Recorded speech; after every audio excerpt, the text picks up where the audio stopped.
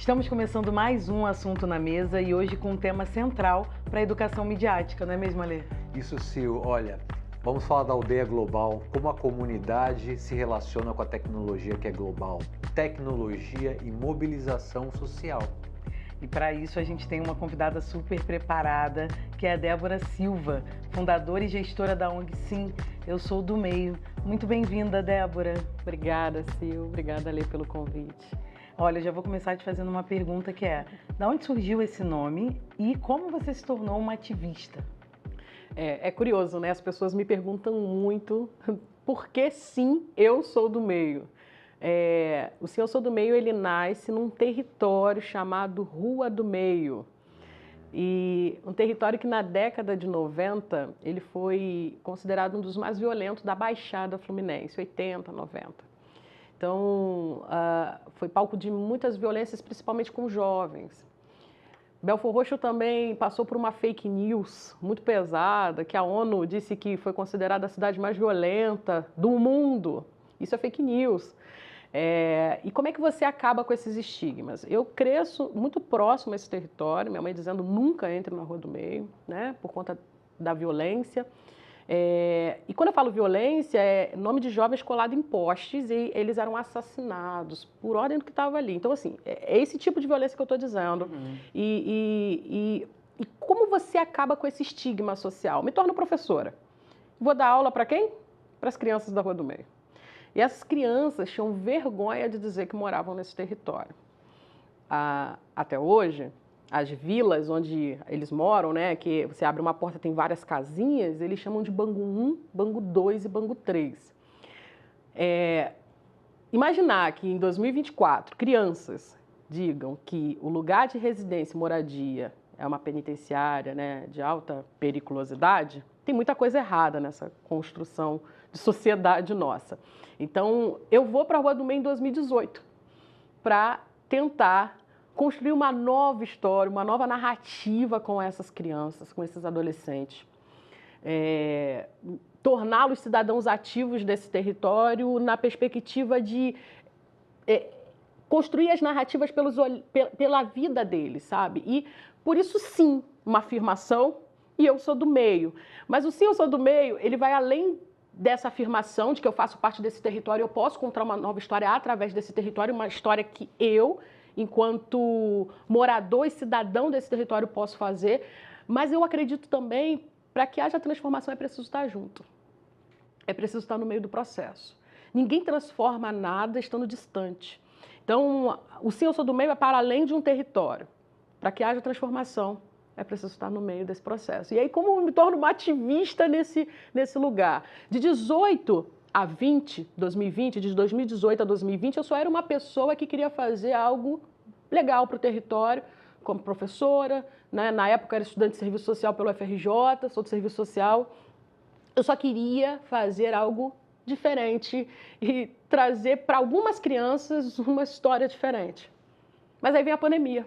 A pandemia, ela me coloca num lugar que eu nunca imaginei que eu estaria, né? Sou uma mulher negra, filha também de uma mulher negra que nasce em Belford Roxo. Então, eu tinha Na verdade, a violência me forjou dentro da minha casa e fora de casa, no meu território. Então, estar nesse território e atuar ali, eu me vi na pandemia num lugar que eu nunca imaginei, tipo, cancelaram os ônibus intermunicipais da Baixada Fluminense. Belford Roxo tem quase 500 mil habitantes, né? E não tem hospital em Belford Roxo. Se cancela um ônibus intermunicipal para a gente, dá um recado para nós, vocês podem morrer. E a gente está falando de uma pandemia, de uma crise sanitária sem precedentes, que no começo do ano de 2020, a gente não entendia o que era. Até que eu recebo um telefonema, eu sou péssima com data, mas dia 20 de março eu recebo um telefonema de uma mãezinha que vinha da faxina na Zona Sul, e a maioria das mulheres que faziam parte desse grupo, que, dentro da Rua do Meio, fazem, né? Saem 4, 3 e meia da manhã para vir trabalhar na Zona Sul, me liga, dizendo: Débora, você pode me dizer que papel é esse que eu preciso apresentar no trem, porque só o trem funcionava à época, para dizer que meu trabalho é essencial à vida? Porque às vezes eu dava comprovante de residência. para as pessoas, porque pessoas não tinham como comprovar residência, eu dava. E eu tive que explicar para aquela mulher que saía às 4 da manhã, esperou das 7 horas da manhã para me ligar, que o trabalho dela não era essencial à vida, ela não poderia acessar aquele trem. E aí eu descobri que daquela mãezinha tinha outras mais 30, que tinham serviços muito parecidos com o dela, que saíam muito cedo do território. E ela me faz a seguinte pergunta, e foi o que me moveu, e que ali eu entendi que eu tinha que fazer alguma coisa por esse território, para além de um trabalho intuitivo, despretensioso. Ela me faz a seguinte pergunta: comer não é essencial à vida? Como eu vou alimentar meus 5 filhos? Eu pego a história dessa mulher, narro na internet, uso a internet como esse veículo de mostrar que nós existíamos em Belfor Roxo, que nós existíamos na Baixada Fluminense. Mas foi muito difícil conseguir comida. Enquanto nas favelas do Rio de Janeiro, e claro, eu entendo que as favelas da cidade do Rio de Janeiro têm todas as suas complexidades, geograficamente nós estávamos longe de toda e qualquer oportunidade. Como eu disse, ônibus intermunicipal suspenso. E para mim foi um recado muito dado para nós. Tem muitos de vocês, vocês podem morrer. E a gente tinha que se aquilombar, a gente tinha que fazer alguma coisa. E ali eu me vi como uma figura central nesse lugar entre mostrar quem era Belfor Roxo, as pessoas que existiam em Belfor Roxo para fora. E a tecnologia foi esse lugar em que eu consegui mostrar, e sim, eu alimentei mais de 220 mil pessoas, entreguei mais de R$1 milhão em cartão alimentação, e assim, eu sou do meio, desponta nesse lugar de uma organização, de um coletivo, de um grupo que fazia algo intuitivo para uma organização de um impacto sem precedentes dentro da Baixada Fluminense em Belfor Roxo. Aí a gente entende esse meio como a mídia também, né? De certa maneira, a tecnologia fez parte desse processo, né? De protagonismo seu e de protagonismo da própria comunidade, né? Como é esse encontro da mobilização comunitária com a tecnologia, com as redes sociais, por exemplo? Inicialmente não foi tão simples, né? É isso, eu sou da década de 80, eu não sou geração tecnológica, eu tive que ir aprendendo e aprendendo com muitas dores, na marra ali. Mas eu entendi algo, Aleicio, que se eu não usasse a tecnologia ao nosso favor, se eu não usasse as redes sociais para mostrar para o mundo que a gente existia dentro de Belfor Roxo, que nós existíamos na Baixada Fluminense e que existia esse lugar, porque tem gente que nem acredita, nem sabe que existe Belfor Roxo no mapa do estado do Rio de Janeiro. E aí a nossa missão é essa, é tirar da invisibilidade social, econômica e política e mostrar para o mundo que nós existimos nesse lugar e que tem potência. Então, eu uso a tecnologia, eu iniciei usando a tecnologia nesse lugar, de mostrar nas redes sociais para o mundo que nós existíamos ali, que nós precisávamos de ajuda e que nós precisamos de oportunidade. Eu não posso permitir que pessoas olhem para a gente pelo âmbito da carência, necessidade, da violência e do não ter. As pessoas precisam olhar para nós como a potência que nós somos. Então, existe, e é isso que eu coloco nas redes sociais, uma galera, uma população muito resiliente, muito criativa, que faz muito com pouco. E que se outras pessoas estivessem no nosso lugar, não conseguiria passar pelo que nós passamos. E nesse rolê todo, né, nesse mundão, a gente encontra uma plataforma que é isso, é uma plataforma que conecta trabalhadores ao mundo do trabalho, que tem uma importância para o mundo, que nos vê, que nos enxerga. E eu fui escolhida, né, uma das 5 organizações no Brasil, na região sudeste, tem eu no Rio, na Baixada Fluminense, em Belfor Roxo, e uma do Espírito Santo, eles escolhem 5 no Brasil para apoiar. Com apoio chamado Fundo de Causa Raízes, foi o primeiro apoio fora do norte global para o sul global, e ser escolhida logo no primeiro projeto deles, né? Eles me encontrarem nesse lugar. Mas aí é que está, se eu não tivesse mostrado e potencializado isso nas redes, se o nosso trabalho não tivesse evidenciado outras pessoas que são parceiros, que são colegas, a gente está falando aqui assunto na mesa, né? É muito legal quando você está numa mesa de oportunidades e alguém fala do teu trabalho.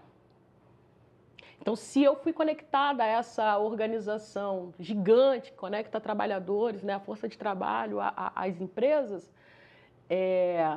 meu primeiro aporte, né, em dólar, nunca tinha recebido dólar, foi a primeira vez.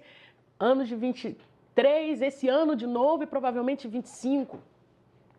3 anos para a instituição, por conta do trabalho que a gente já realizava, não era projeto, né? E quem trabalha com social sabe que é muito difícil a gente não ter dinheiro voltado para projeto, começo, meio e fim, mas é para mostrar assim, olha, é doação por confiança, sabe? Eu confio em você. E quando a gente fala de confiança, eu preciso dizer também que é isso, nas redes sociais isso também é muito mostrado, né? A desconfiança da cor. A gente vive numa sociedade que foi estruturada, né, no racismo. Então, eu, quanto captadora de recursos para Sim, Eu Sou do Meio, todo tempo tem a desconfiança da cor. E quando eu vejo uma organização do Norte Global dizendo eu estou te doando por confiança, espero que a gente esteja no caminho certo e a gente esteja usando a tecnologia, as redes sociais, de fato, para mostrar a potência que nós somos. E sim, nós somos muito sinistros nesse lugar. Mesmo com todas as dificuldades, violências, as desigualdades, a Baixada muitas vezes se apresenta cruel para nós, com a ineficiência das políticas públicas, mas nós somos muito sinistros em Belford Roxo. Não, e vocês estão fazendo um trabalho que é muito, muito urgente, né? Muito importante. Queria falar um pouco do impacto, você já até trouxe um pouco, mas da importância das parcerias que vocês foram estabelecendo, né? Eu acho que a tecnologia também foi importante para isso, porque traz essa visibilidade e também que o seu trabalho, enquanto uma mobilizadora comunitária, ele abrange uma gama muito diversa de pessoas, né? Que são desde os jovens às pessoas 60 a mais. Queria te ouvir um pouco sobre isso.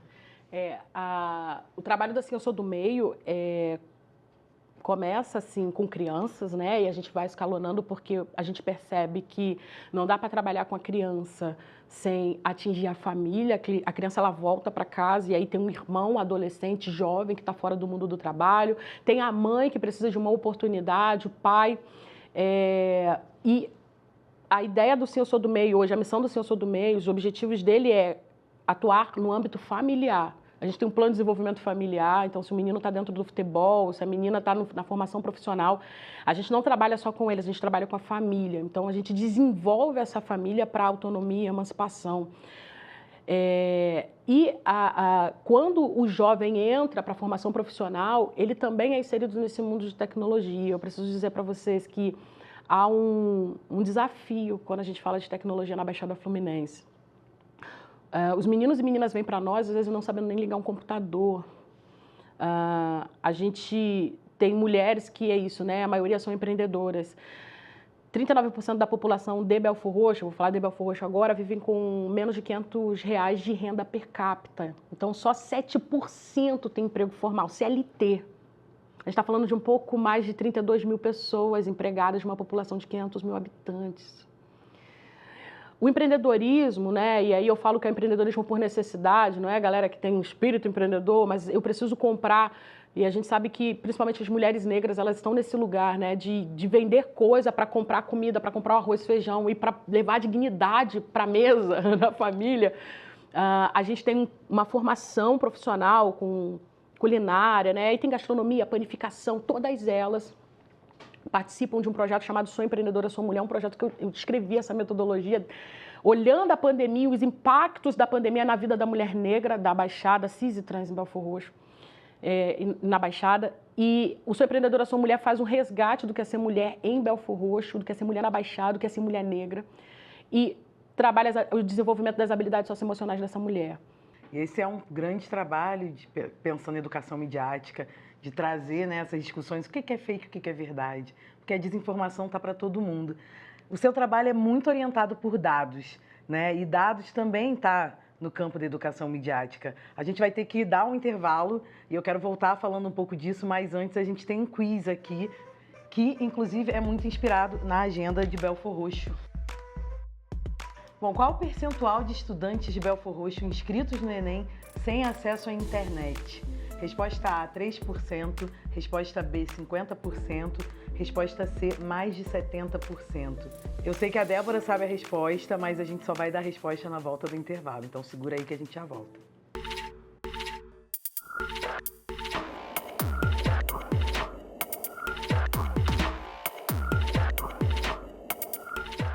Olá, voltamos com o assunto na mesa e vamos ver o resultado do nosso quiz aqui, que é importante. Qual o percentual de estudantes de Belford Roxo inscritos no Enem sem acesso à internet? A resposta certa, por incrível que pareça, mais de 70%. Isso são dados do INEP de 2022. Débora, reduzir as desigualdades é uma das metas para a educação do nosso Brasil. Como a tecnologia, pelo menos no microcosmo, no ambiente interno de Belford Roxo, como que a tecnologia ajudou a reduzir as desigualdades lá dentro, para a própria população da cidade? Essa questão dos jovens, né, ter acesso à internet, e uma internet de qualidade, internet banda larga, é desafiador, né? Eu acredito que as organizações sociais, elas têm um papel muito fundamental nesse processo, porque quando esse menino, essa menina, essa mulher não consegue ter esse acesso em casa, que é o deveria, né, o que todo mundo acha que... Tem muita gente que acha que todo mundo tem acesso à internet, e isso não é verdade, eu já falei isso aqui desde o auxílio emergencial. As organizações, elas buscam garantir isso, né, que as pessoas diminuam esse abismo social, porque a gente está falando de um abismo, né? Quando as pessoas são excluídas digitalmente, elas estão sendo excluídas das oportunidades reais, concretas, materiais para a vida. Então, eu acredito que é isso. As organizações, como assim Eu Sou do Meio, tem outras também, que estão de portas abertas para que as pessoas tenham acesso à tecnologia, que tenham acesso ao mundo digital, e isso também com qualidade. Isso vira o jogo. E eu vejo, dentro da Assim Eu Sou do Meio, meninos e meninas acessando oportunidades de emprego incríveis. Vai para uma entrevista e vai qualificado para essa entrevista. É fácil chegar na Assim Eu Sou do Meio? Também não é fácil, porque se eu disser que a gente tem uma das passagens mais caras do estado do Rio de Janeiro, Belford Roxo compromete 33% do seu salário, 33% do salário com transporte. E eu estou num município que ele não se conecta, então não tem ônibus circulante. Então, se você, às vezes, na ponta que você está, você tem que pegar 2 conduções para chegar num lugar no município. E a gente está falando das passagens mais caras do estado. Então, às vezes, esse menino tem que colocar uma camisa da escola pública, pegar o ônibus de forma gratuita para chegar na Assim Eu Sou do Meio. O ideal é que em todos os bairros, né, eu estou no centro do município, mas que todos os bairros vulneráveis, isso em toda a Baixada Fluminense isso acontece, tivessem internet gratuita, de qualidade. A gente sabe que isso é possível, né? Tem exemplos disso. Então, hoje, as organizações sociais, elas têm sido essa porta aberta para acesso, para que esse menino consiga fazer um curso de informática. As IA, por exemplo, inteligência artificial. Vocês sabem muito bem que a maioria das pessoas que alimentam a inteligência artificial não são pessoas negras, né? Então, tem um abismo. Eu estava num workshop em São Paulo ouvindo uma mulher especialista em IA, colocou lá família negra no futuro, cabelo de poodle. Então, assim, existe família negra no futuro? Então, a ideia da Assim Eu Sou do Meio é instrumentalizar e dar as ferramentas para os nossos jovens, para que eles comecem a entender que existe um mundo possível para eles. Então, a mobilização comunitária, através das organizações sociais, elas são essenciais dentro de realidades sociais e econômicas como Belford Roxo e inúmeros outros municípios na Baixada. Agora, uma pergunta, Débora. A Agenda Belford Roxo 2030, o que ela está trazendo? Ela traz os objetivos, os desejos da população de Belford Roxo até 2030? Conta um pouco desse conteúdo, né? A gente tem os dados, né, das políticas públicas, e a gente tem aí as propostas da população para esse município. Então, é isso, né? Se não tem saneamento básico, a gente sabe que poderia ser feito, e a população disse aí, tem as propostas da população. Se não tem transporte público de qualidade, gratuito até, se não tem um modal que circulante dentro do território, a população disse como tem que fazer.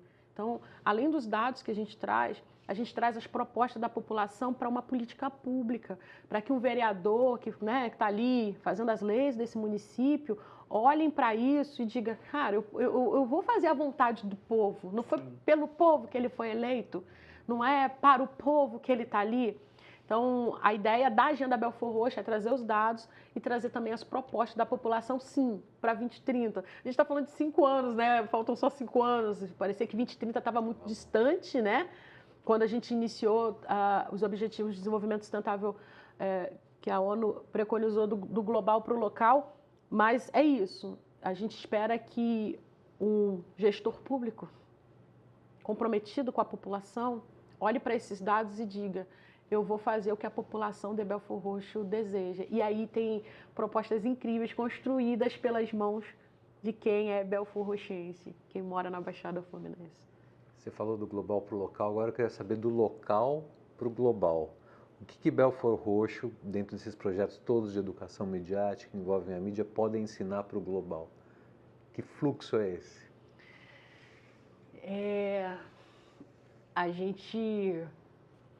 Eu acho que a gente consegue ensinar que não existe soluções que não sejam coletivas. Se a gente quer um mundo melhor, né, como os objetivos da ONU, né, preconizam, essas soluções elas estão no local. Ela precisa ser olhada dentro da realidade de cada território. Baixada Fluminense não é favela do Rio de Janeiro. Mesmo tendo algumas semelhanças, nós temos realidades muito diferentes, antagônicas de quem mora nas favelas do Rio. Eu acredito que a gente tem mostrado, mesmo com aparentemente, né, com passos curtos, que coletivamente a gente consegue transformar, a gente consegue ter acesso, a gente consegue diminuir pobreza, a gente consegue ter igualdade de gênero, a gente consegue colocar mulheres no mundo do trabalho e mulheres com saúde mental para esse mundo do trabalho, seja ele formal ou informal. A gente consegue ter justiça racial quando a gente coloca um menino em aulas de liderança e não apenas em trabalhos operacionais, braçais. Então, eu treinar um menino para ser líder, eu treinar uma menina negra para ser líder e assumir cadeiras estratégicas de coordenação, é isso que o senhor Sodomeio faz. E a gente consegue diminuir essa desigualdade. Mas é isso, é passos curtos, né? A gente está falando de um local micro, mas que tem sido fervo de muitas potências. Então, quando eu ouço um empregador meu dizendo assim, cara, seus meninos são dos melhores preparados aqui de jovens aprendizes e esses meninos são absorvidos por quadro efetivo das empresas, me mostra que eu estou no caminho certo. Meninos de Belfor Roxo precisam mentir que moram em Belfor Roxo. Desculpa. Porque o empregador não quer pagar a passagem que é cara. Isso tem que acabar. Eu não posso ter um menino saindo do meu município dizendo que mora na cidade do Rio de Janeiro porque Pavuna para cá é cidade do Rio. Quando eu faço isso, eu já estou dizendo que esse menino, ao ir para o trabalho e conseguir uma realidade econômica melhor, favorável, ele vai sair dali. Ele não vai permanecer no território para transformar esse território, para devolver para esse território, como a gente vê acontecendo em outros lugares. Então, eu quero que as potências da Baixada de Belfor Roxo permaneçam nesse lugar. E que não tenham vergonha de dizer onde moram, porque eles são muito bons. Essas meninas, esses meninos são muito bons. Então, eu acredito que no micro a gente tem conseguido desenvolver no âmbito tecnológico, no mundo do trabalho, mostrando que menina e menino não deve ter um abismo entre eles, o homem é melhor do que a mulher. A gente tem conseguido fazer isso, cuidar da saúde. A questão das enchentes, a gente está construindo um app aí com um parceiro para monitorar as enchentes. Belfor Roxo tem vivido sucessivas enchentes. Então, esses meninos estão construindo isso, sabe? É isso, tem uma juventude forte nesse lugar, construindo isso comigo. Então, é possível. é possível. Tem que ter interesse, tem que ter investimento. Porque a gente não faz nada sem dinheiro, é difícil fazer as coisas sem dinheiro. Você consegue dar alguns passos, mas daqui a pouco você tem que garantir a vida. E muitas lideranças de Belford Roxo não conseguem hoje, como eu consigo, se dedicar o tempo integral para o trabalho na organização.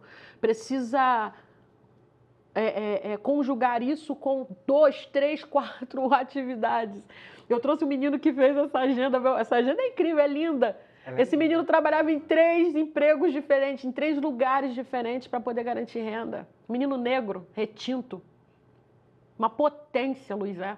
Ele que fez a agenda Belford Roxo, é um diagramador maravilhoso. Hoje está na comunicação da Ciência do Meio. A comunicação do Ciência do Meio se tornou outra.